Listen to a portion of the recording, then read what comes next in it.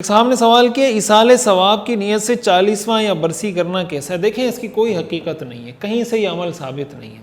इसाले सवाब हर वक्त करते रहना चाहिए, उसको किसी दिन के साथ ख़ास कर लेना, किसी तारीख़ के साथ ख़ास कर लेना, बरसी 40वां और ये सारी चीज़ें इस्लाम में इसका हमें कहीं सबूत नहीं मिलता।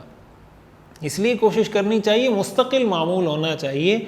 ये जो हमने मुतय्यन कर लिए ना तारीख़ें कि फ़लाँ तारीख़, ये इस्लाम का आपको कल्चर नहीं है, यानी आपको कहीं नहीं मिलेगा। इस्लाम तो ये कहता है भाई आप किसी के वालिद का इंतकाल हुआ, रोज़ाना उनके लिए इसाले सवाब करें।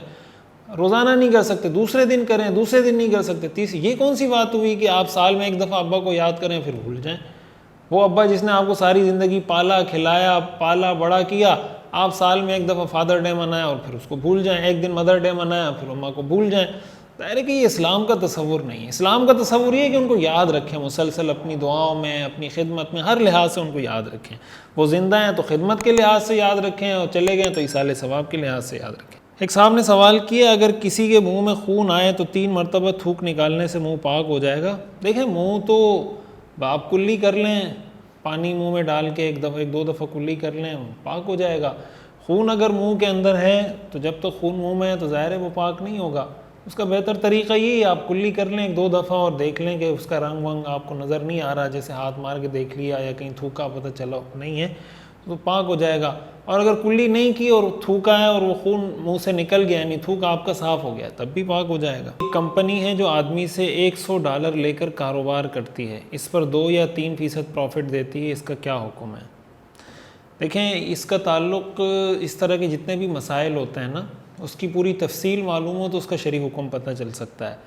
अब ये जो आपने लिखा है 2-3% अगर आपको आपकी इन्वेस्टमेंट का देती है, यानी आपकी इन्वेस्टमेंट का 2% या 3% आपको देती है मंथली, तो ज़ाहिर है कि ये तो फ़िक्स है।